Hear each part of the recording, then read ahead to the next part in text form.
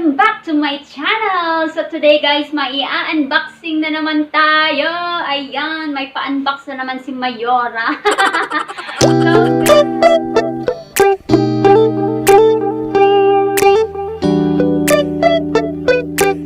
So guys, kumusta po kayong lahat? How are you all doing guys?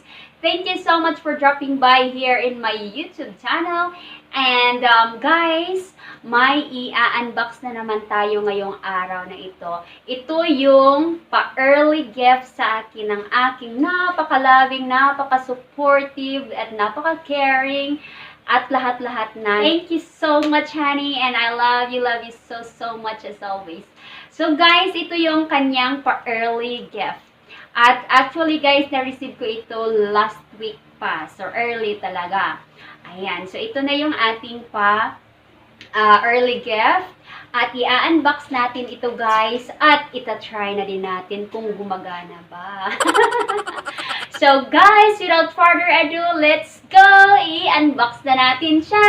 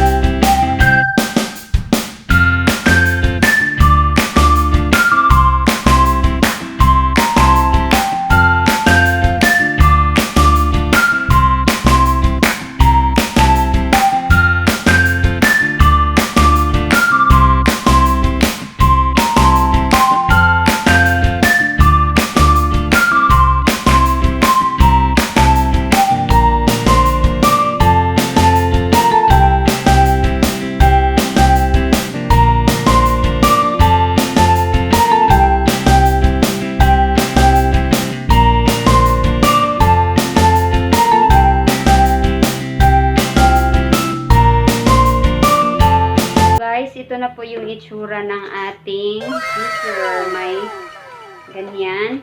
At meron din siyang pagganito. So, dyan natin ipapasok yung ating mga at may blade din. So, guys, i-ano ko lang siya, i-zoom in ko lang siya. Sa mga nagtatanong kung paano ba siya i-disassemble, ipapakita ko sa inyo guys kung paano mag-disassemble. Ayan. Ganyan.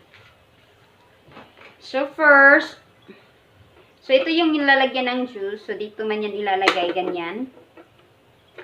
So first guys, itong dito, ibaba lang natin siya ng ganyan. Okay. Tanggalin natin ito. Kapag mag-disassemble na tayo guys, para maghugas nito, at saka ito, hilahin lang. Okay, ayan. At saka ito na yun, yung part na ito. Okay, ilagay natin sa tabi. At ganito na siya sa loob. Ito yung kanyang blade. Huwag niyo lang siyang anuhin kasi napaka-sharp ng blade na yan. Ito naman dito, paano ba ito tanggalin? So, ang pagtanggal nito guys, ay kailangan natin siyang ayan, tanggalin muna natin ito. Dito malalagay yung mga ano niya. So, ganyan. Paano ito siya tatanggalin? Ganito. Matatanggal din kasi ito guys. Ayan. So, ayan. Ito yung separate na blade. Ganyan. So, ganyan po yan. At sa loob, ay ganito po siya tignan. Ayan. Dito po siya. So, sa loob. Make sure po na hindi siya naka-plug in kasi baka umandar pa yan. So, ayan. Naka-unplug. First, ganyan. Tapos, ito, At ilagay mo yan dyan siya, ganyan. At ilagay natin dito. Ayan. At ito, syempre, kapag nakaganyan pa siya, ay hindi pa po yan siya na ilagay ng maayos. Kailangan na po natin yan siyang i-press down. Press down mo lang siya. Kailangan maigi talaga yung pagkalagay niya. Ayan. Ayan. Pag na rinig niyo yung ano na yun, yung sound na yun, ibig sabihin ay hindi na siya kasi hindi na siya, nakalock na siya. So, yun na yun, guys. Yun na yun. Okay, so nakalock na yun. Make sure talaga na i-press mo talaga siya downward kasi nga at marinig mo yung click na yun para ma-sure mo na naka-ano na talaga siya. Kasi baka hindi pa siya naka-connect talaga doon sa ilalim at pinaandar mo siya, baka ito is lumipad to pag pinaandar mo, or baka hindi siya umandar, di ba? So ganun lang yun siya. Pag na-try mo siya ganun, ayan, nag-hold na siya, so nakalock na yan.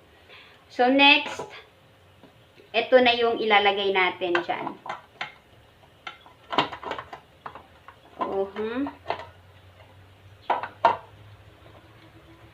So make sure lang siya na make sure po na nasa tamang ayos. Ilagay po natin ito dito. Ayan, ilagay po natin siya dyan. Ibalik natin. So, make sure nasa tamang ayos na siya bago natin siya ito ibalik. Kasi yan yung lock niya. Ayan. Yan yung mag-hold dito sa taas para hindi siya ma-separate. At ito, ilagay natin siya. Ayan, iganyan natin siya. At dapat makaganyan yan siya. So guys, ngayon huhugasan ko lang siya lahat ng parte. Tatanggalin ko siya ulit at huhugasan ko sila isa-isa at i-try natin siyang gumawa tayo ng juice at i-try natin kung gaano ba siya ka ganda na mag-produce ng juice, okay? So, I have here my cucumber, apple, beetroots, yung carrots natin, at saka ito yung singkamas. Number 2, yung sa mga matitigas, at ito naman yung number 1 siya, sa mga soft lang, no? So, ilagay natin siya sa number 2.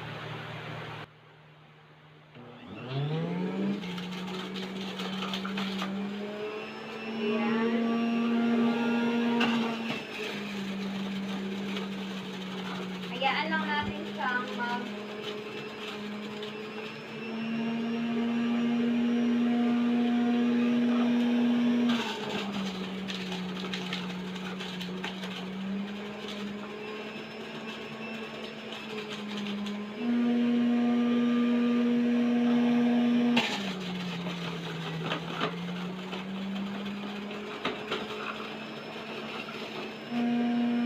at saka ngayon naman i-close natin siya. Ayan.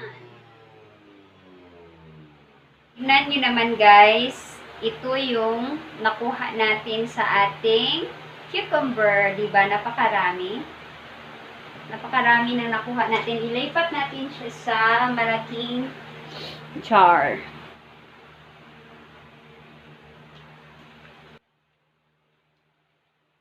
Ngayon, ilagay natin ito dito. Okay. Ngayon naman ay ilagay natin yung iba.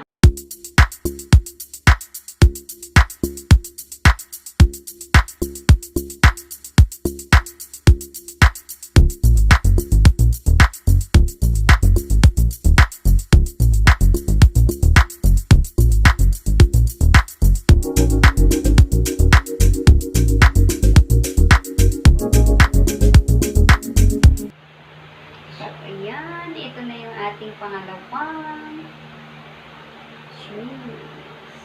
Lagyan natin ito.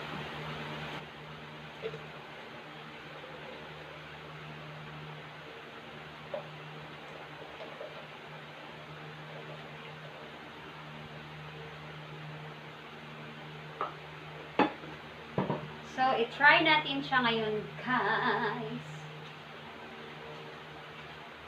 I'm going to get a glass here. Kuha lang ako ng baso.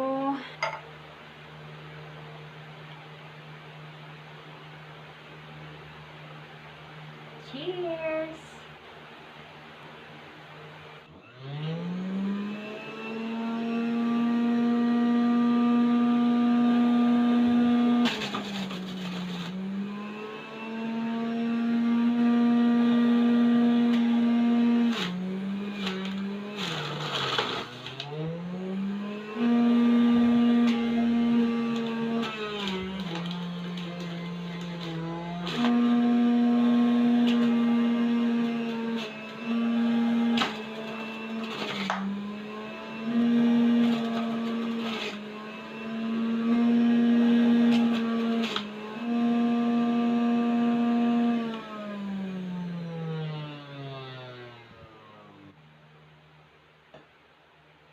So guys, look at that. Ang dami-dami.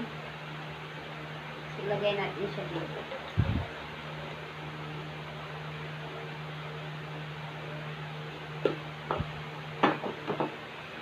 Start tayo.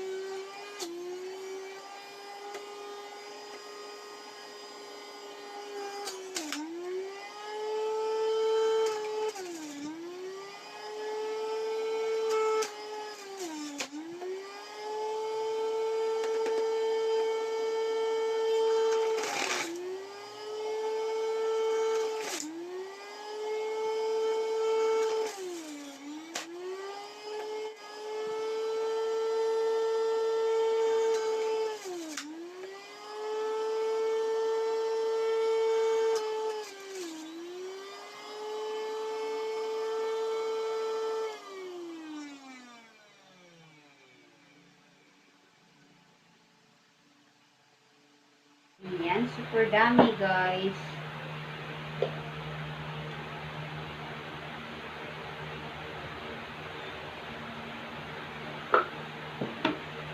So ngayon, ang dami ng ating juice.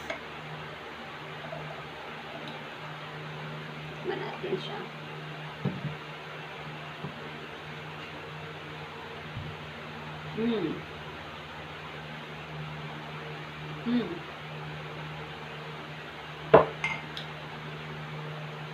Super sarap guys. So ito nga pala lahat guys, yung kanyang mga pulp. Ito na lahat yung mga pulp niya guys. At saka ito lahat yung juice na nakuha natin. Ayan. So super sarap guys. At may nakuha pa tayo ditong isang baso dito galing sa kanyang pulp. Ayan. Pinigaan ko siya. Gumamit ako dito ng ito, yung cheesecloth. Yung mag-cut ka lang ng kaunti. Tapos, pagkatapos mong gamitin ay pwede mo na siyang itapon. So, gumamit ako ng cheesecloth. Order ko din yan sa Lazada.